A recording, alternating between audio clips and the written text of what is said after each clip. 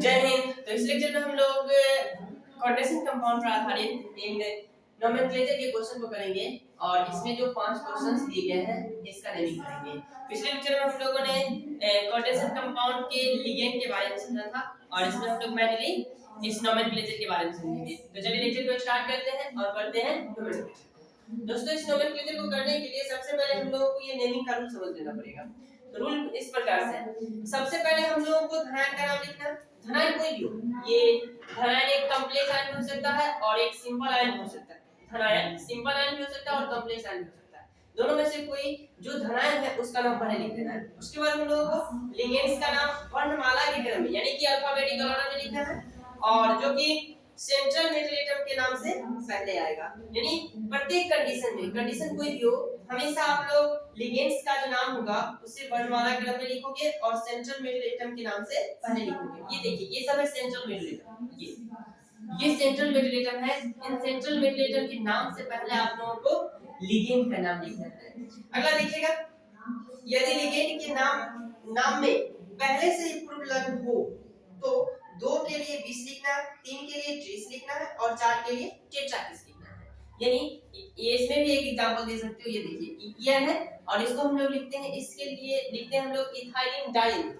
ये जो ईयर है इसके लिए लिखते हैं इथाइलिन डाइलिन, जिसमें डाई पहले से याद है, इसलिए हम लोग इसको इसके नंबर को दर्शाने के लिए हम लोग दो, इसमें 2 है इसलिए हम लोग 2 के लिए 20 का प्रयोग करेंगे। अगर ये 3 रहता तो प्रयोग करते 30 का, अगर 4 रहता तो टेट्राकिस का।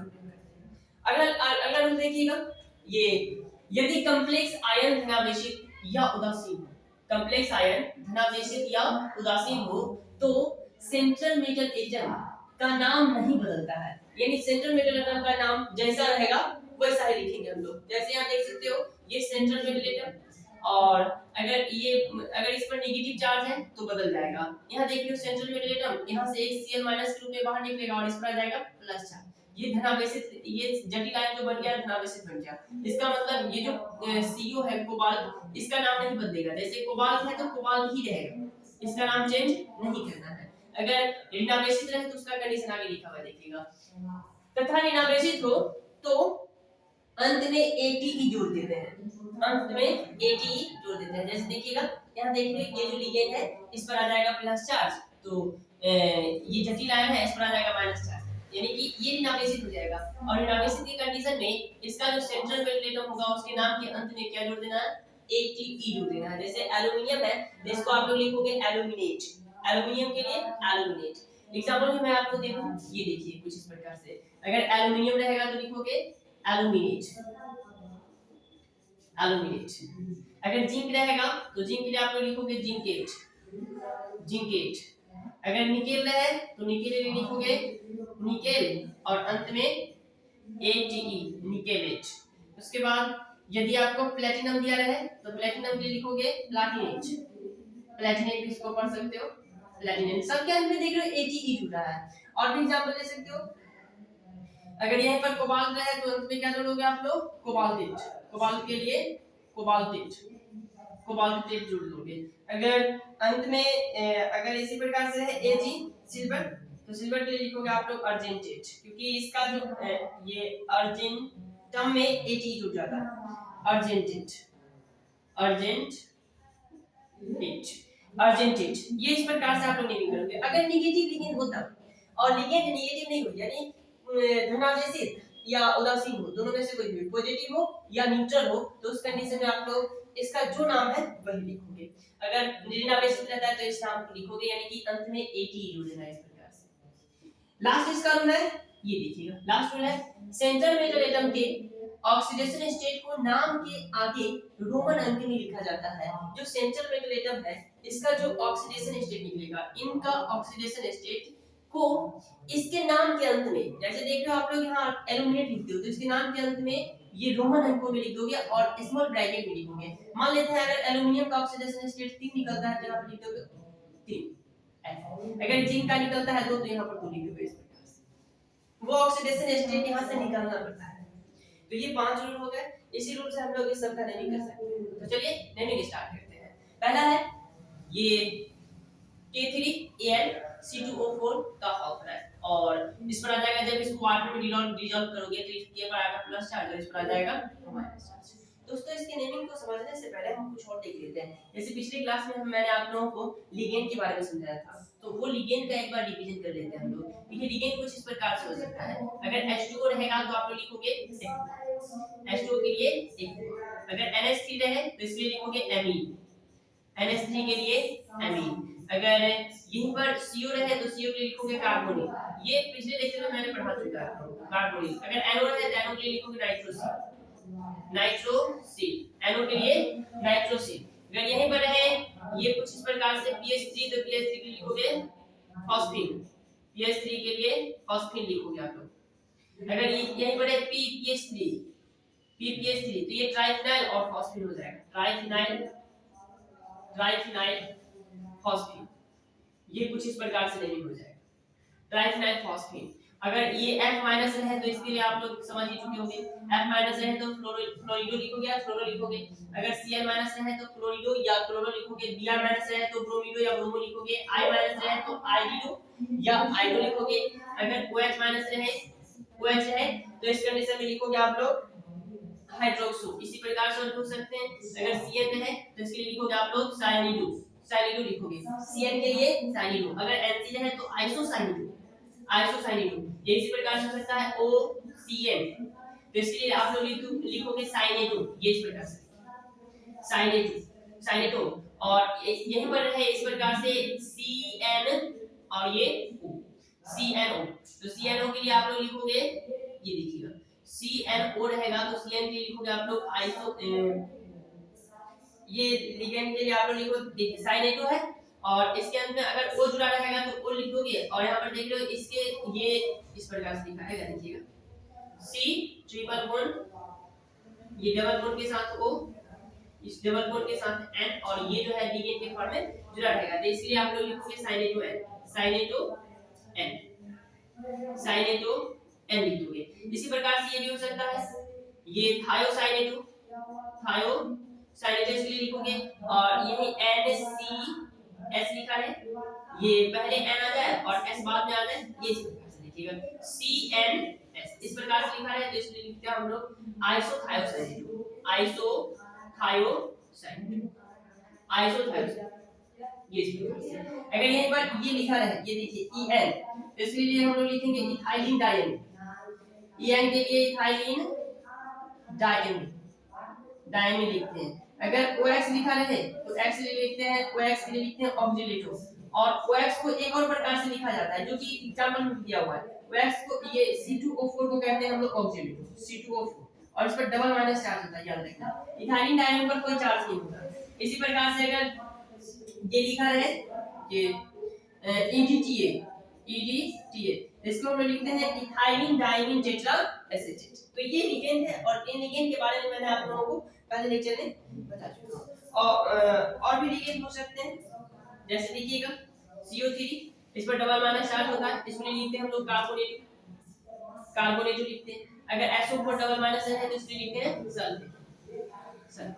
तो इसके यानी इसको कंप्लीटली समझना है आप लोगों को, तो पिछले लेक्चर को देख लेंगे, फिर इस लेक्चर को स्टार्ट करेंगे। तो देखिए अब इसका नेमिंग करते हैं।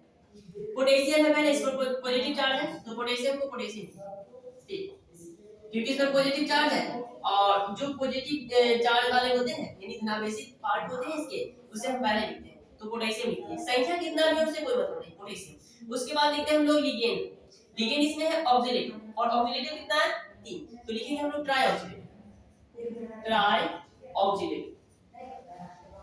ऑक्सीलेट हो गया। और लिगेंड के नाम के बाद हम लोग लिखते हैं सेंट्रल मेटल एटम का नाम।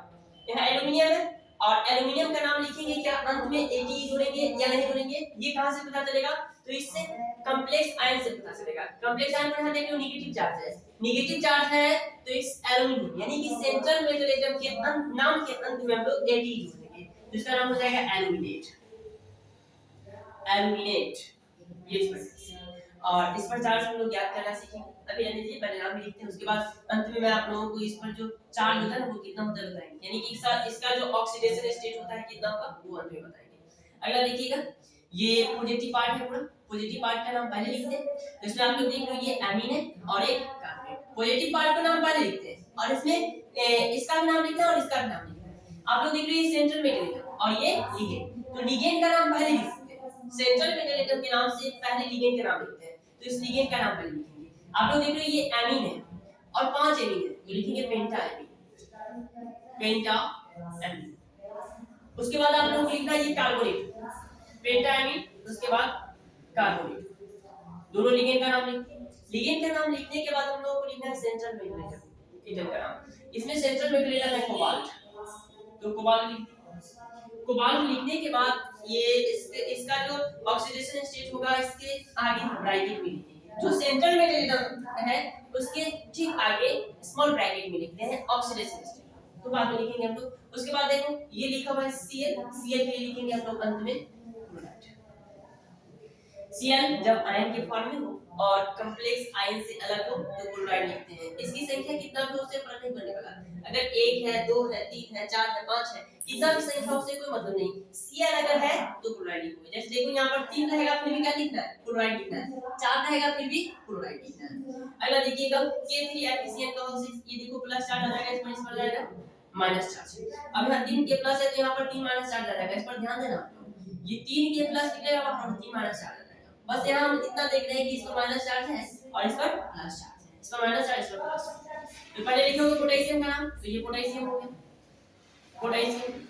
उसके बाद आप लोग देख रहे हो ये लिगेंड का नाम लिखना, लिगेंड है साइनो या साइनिडो और ये 6 है, तो लिखेंगे हम लोग हेक्सा, 6 के लिए हेक्सा और साइनिडो, हेक्सा साइनिडो। और उसके बाद क्योंकि लिगेंड जो है ना ये नेगेटिवली चार्ज है, रिनोवेशन है, इसलिए Fe के नाम के अंदर हम लोग Ag यूज करेंगे, तो फेरिक हो जाएगा, फेरिक और स्टोनेटेशन में, यानी कि ये स्मॉल ब्रैकेट में हम लोगों को लिखना है, तो इसके ऑक्सीडेशन स्टेट को। अगला लिखिएगा, अगला है ये उदासीन लिगेंड है, और दूसरा उदासीन लिगेंड हो फिर भी ये जो सेंट्रल मेटल एटम है उसके नाम के अंत में Ag नहीं होती, यानी कि इसका नाम नहीं बदलता, तो इसमें हम लोगों को पहले लिखना है ये लिगेंड का नाम। लेकिन आप लोग देख लो एक नाइट्रो है, एक क्लोरीन है, क्लोरो लिखेंगे इसको, लिया क्लोरो, क्लोरीनो लिखेंगे, ये एमीन है, तो लिखेंगे हम लोग पहले डाई एमीन, डाई एमीन। उसके बाद यहाँ देखो क्लोरीनो है, नाइट्रो से पहले क्लोरीनो लिखेंगे, तो क्लोरीनो, डाई एमीन क्लोरीनो। उसके बाद ये नाइट्रो, नाइट्रो, और इसको इस प्रकार से भी लिखा हो सकता है, ये जो है ना नाइट्रो, ये नाइट्रो की फॉर्म में भी लिखा हो सकता है, ध्यान देना इस बात पर। नाइट्रो हो गया, और उसके बाद देखो प्लैटिनम है, क्योंकि इस पर कोई चार्ज नहीं है इसलिए प्लैटिनम की जगह पर प्लैटिनम लिखेंगे, कोई चेंजिंग नहीं इसमें प्लैटिनम, और इसके ऑक्सीडेशन स्टेट को आगे देखिएगा कोबाल्ट, इस पर आ जाएगा प्लस चार्ज और इस पर आ जाएगा माइनस चार्ज। इसके नाम को पहले लिखना पड़ेगा, इसके नाम को लिखने के क्रम में इसका नाम पहले लिखते हैं हम लोग, ये लिगेंड का नाम पहले लिखते हैं, तो इसमें 2 क्लोरो है तो लिखेंगे हम लोग डाइक्लोरो या डाइक्लोरीनो, दोनों में से कुछ लिख सकते हैं, डाइक्लोरो। उसके बाद इथाइलिन डाइमीन, ये जो है ना ये इथाइलिन डाइमीन है, इथाइलिन डाइमीन है, और इसमें आप लोग देखो पहले से डाई आ रहा है, डाई पहले से डाई आ रहा है, इसलिए पहले से एक प्रॉब्लम है जो कि संख्या डिनोट कर रहा है, इसलिए हम लोग इसमें जो ये संख्या जो 2 है इसके लिए हम लोग प्रयोग करेंगे हम लोग 20 का, तो लिखेंगे डाइक्लोरो, उसके बाद 20, फिर इथाइलिन डाइमीन, इथाइलिन डाइमीन, ये लिगेंड के नाम हो गए। उसके बाद लिखोगे आप लोग कोबाल्ट, कोबाल्ट, इसके ब्रैकेट में आप लोग लिखना है ऑक्सीडेशन स्टेट और अंत में है क्लोराइड, तो लिख दिए क्लोराइड। उसके बाद देखिएगा ये लास्ट यानी इसमें आप लोग देख रहे हो कि जो जटिल आयन बनेंगे वो 2 बनेंगे, 2 जटिल आयन प्राप्त होंगे। जब इसको वाटर में डिसॉल्व करोगे तो एक पर आ जाएगा प्लस चार्ज और एक पर आ जाएगा माइनस चार्ज, यानी कि एक धनावेशित हो गया जटिल आयन और एक ऋणावेशित जटिल आयन। तो पहले हम लोग धनावेशित वाला लेते हैं, इसमें देख रहे हो एक 2 लिगेंड जुड़े हुए हैं, इस अर्जेंटन के साथ सिल्वर के साथ 2 लिगेंड जुड़े हुए हैं, जो तो लिखेंगे हम लोग डाइएमीन, डाइएमीन पहले लिखते हैं, उसके बाद इस सिल्वर का नाम लिखेंगे सिल्वर, तो डाइएमीन सिल्वर। और इसमें आप लोगों को एक बात पर ध्यान देना है कि इसका जो ऑक्सीडेशन स्टेट होगा सिल्वर का ऑक्सीडेशन स्टेट उसको यहीं पर लिख देना है, सिल्वर ऑक्सीडेशन स्टेट यहीं पर लिख देना। आगे देखिएगा ये नेगेटिव लिगेंड है, नेगेटिव लिगेंड में पहले हम लोग लिगेंड का नाम लिखेंगे और लिगेंड का नाम हो जाएगा डाई साइनिडो या साइनिडो लिखिए। उसके बाद आप लोग देख रहे हो ये Ag है, और Ag जो है वो सेंट्रल मेटल एटम का काम कर रहा है इसमें, इस पर ध्यान देना। Ag सेंट्रल मेटल एटम का काम कर रहा है और ये कॉम्प्लेक्स आयन जो है इस पर नेगेटिव चार्ज है, कॉम्प्लेक्स आयन पर नेगेटिव चार्ज है। तो नेगेटिव चार्ज रहने के कंडीशन में आप लोग देख रहे हो कि ये जो सिल्वर है इसके लिए हम लोग लिखते हैं अर्जेंटेट, तो यहां पर हो जाएगा डाइसैनिडो के बाद अर्जेंटेट, अर्जेंटेट ये और इसका जो ऑक्सीडेशन स्टेट होगा उसको।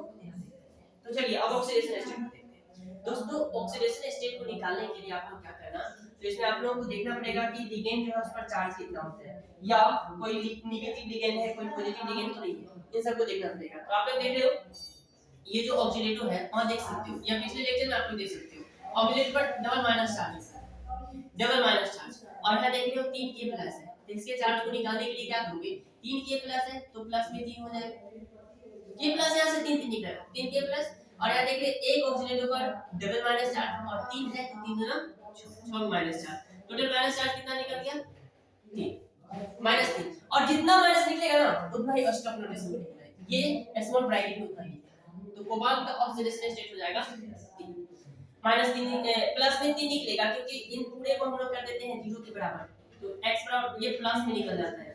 निकालने का तरीका हम सिखाएंगे आप लोगों को, या यहीं पर चाहो तो सीख सकते हो। ये देखो पहला ऑक्सीडेशन स्टेट हम निकालना सीखा से, ये 3K प्लस है, पहले तो हम ये एल्युमिनियम है इसका ऑक्सीडेशन स्टेट मान लेते हैं, उसके बाद जितना भी इसमें स्पेसिंग सब के ऑक्सीडेशन स्टेट को लिखते हैं। तो x हो गया एल्युमिनियम का ऑक्सीडेशन स्टेट, उसके बाद 3K प्लस है तो 3, और एक पोटेशियम पर आता है 1 प्लस चार्ज, तो 3 into प्लस में 1 प्लस एक ऑक्सीडेटो पर -2 चार्ज, तो 3 हो जाएगा, तो 3 into -2, और टोटल जो चार्ज होता है ना वह कोऑर्डिनेशन कंपाउंड पर उपस्थित कुल चार्ज के बराबर है। इन सभी के ऑक्सीडेशन स्टेट को जब जोड़ देते हैं तो जो कुल योगफल होता है, जो योग होता है वो इस कोऑर्डिनेशन नंबर पर उपस्थित चार्ज के बराबर होता है। तो बराबर में लिख दिए 0। यहां से आप लोग x का वैल्यू निकाल लो, और जो x का वैल्यू निकलेगा वही हो जाएगा इस एल्युमिनियम का ऑक्सीडेशन स्टेट। तो x प्लस 3 और माइनस हो जाएगा 3 दूना 6 बराबर 0। यहां से निकालोगे x बराबर निकल जाएगा माइनस से प्लस में, तो ये ऑक्सीडेशन स्टेट निकल गया एल्युमिनियम का। तो एल्युमिनियम का ऑक्सीडेशन स्टेट कितना हो गया, ये यहां पर लिखोगे आप लोग ये। अगला देखिएगा, अब एमीन है ये लास्ट में होता है ऑक्सीडेशन स्टेट 0, CO3 इस पर डबल माइनस आ जाता है तो -2, और यहां देख लो एक माइनस Cl है इस पर एक माइनस आ जाता है, -2 और -1 -3 निकल गया, तो यहां पर लिखेंगे। अगला देखिएगा ये Cl है, एक Cl पर चार्ज होता है, एक Cl पर चार्ज होता है -1 और 6 Cl है तो -6 चार्ज। यहां देख लो 1 के प्लस 1 के पर होता है +1 तो 3 के है इसलिए प्लस में 3 प्लस से 3 माइनस हो जाएगा, नहीं 3 माइनस, तो इसका ऑक्सीडेशन स्टेट हो जाएगा। अगला देखिएगा ये NO2 इस पर -1 चार्ज होता है, ये -1 होगी।